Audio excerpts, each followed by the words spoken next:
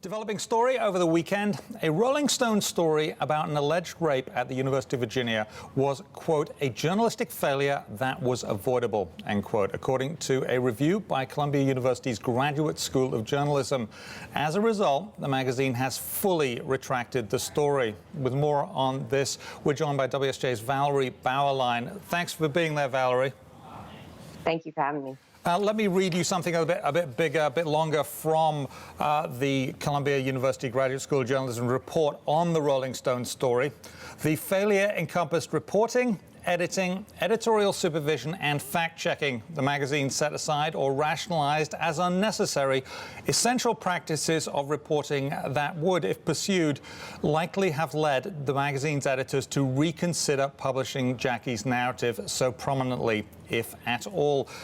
Valerie, we're in the journalism business here.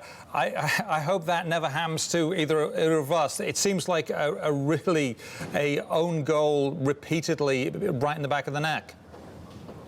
It was a failure of these authors said of journalism 101. Just the basics kind of broke down across all levels, not just in the people, the reporters and editors, but in the policies they had in place, they weren't followed. And the editor, Rolling Stone editor Will Dana said, quote, "It's on me, I'm responsible," end quote.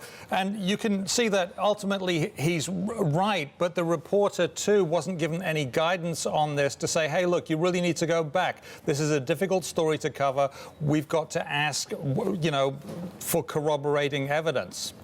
Mm-hmm. Yes, there were a couple of, and there's a tiny bit of conflict within the people involved.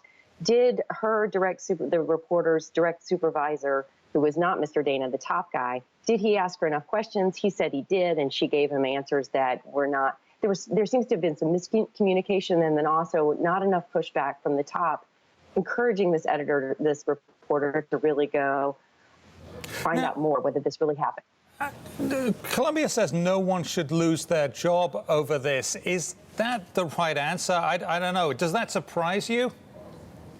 I'm not sure they said that no one should lose their job. They didn't specifically recommend a person who should. And I think there has been a lot of, if you read the response online, which has been voracious, as you can imagine, there seems to be a refrain that if the people failed and the policies failed in this instance, doesn't something need to change? And so far, the answer is no. Now, Valerie, sexual assault on campuses is a problem. Now, there's also other legal issues. We'll deal with this one first. They were trying to tackle something that was a big issue at Rolling Stone, but they basically got it wrong, and that's not good for the entire movement to try and stop this sort of thing happening.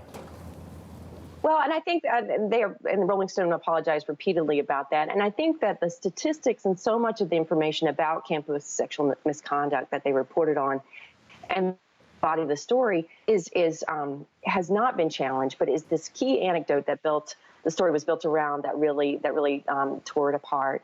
But you're right, campus sexual misconduct is a massive issue. The federal government has put a lot of money, a lot of time getting schools to pay more attention to it. Activists have been very involved.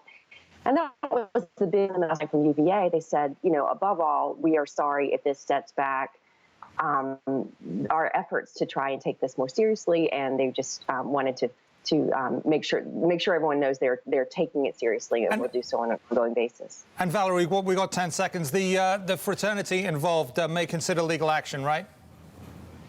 That's right. They're considering all their legal options right now. Okay, so this may not have ended yet. Thank you very much, Valerie Bauerlein of the Wall Street Journal.